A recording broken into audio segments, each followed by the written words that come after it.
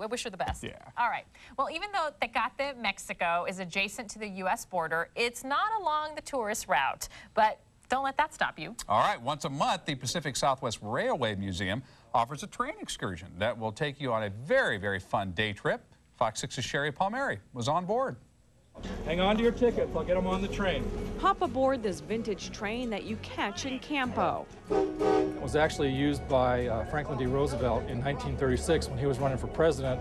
On this vestibule, he gave campaign speeches on his whistle-stop tours around the country. Okay, tickets please. For $40, it will take you to Tecate for the afternoon.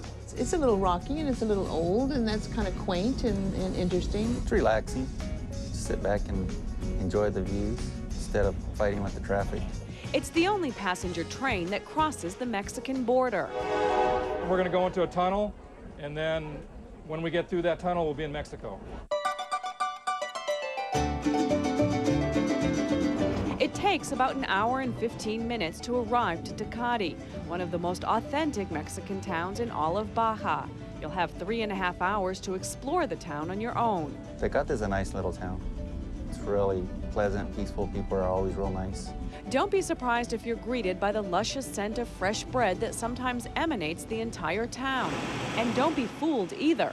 What you smell is beer in the making at the Tecate Brewery, located right next to the train station. We have 6 breweries among Mexico, and this is a brewery that has most of the exportation that goes to the U.S. You can take a free 1-hour tour and learn about the history of the brewery. This is Baja's first brew kettle. It was made in 1947, and since then the factory has added 5 more. But unlike this one, which is made of copper, the rest are made of stainless steel. Most of the people keeps asking what was first, the beer or the city, and it was the city first. During your tour of this state-of-the-art factory, you'll see the entire beer-making process, which can be fascinating. Take this machine, for instance. It fills 1,600 cans per minute. It happens so fast, you can barely see it. All of our recipes are secrets, yeah. So you won't even share with us? No, of course not. We can give you a lot of beer. And for many visitors, that's their favorite part of the tour, the taste test, where you can sample the different varieties of beer made at the factory. Well, that one tastes good. Of course, all that drinking is likely to work up your appetite, so head into town for some great Mexican fare. You just go eat tacos, go to restaurants. We've got all kinds of history here. When you arrive back to Campo, stop by the Pacific Southwest Railway Museum. It's included in your fare. There are over 80 major pieces of railroad equipment, including steam and diesel locomotives, passenger cars, freight cars, cabooses, and even a railroad post office car.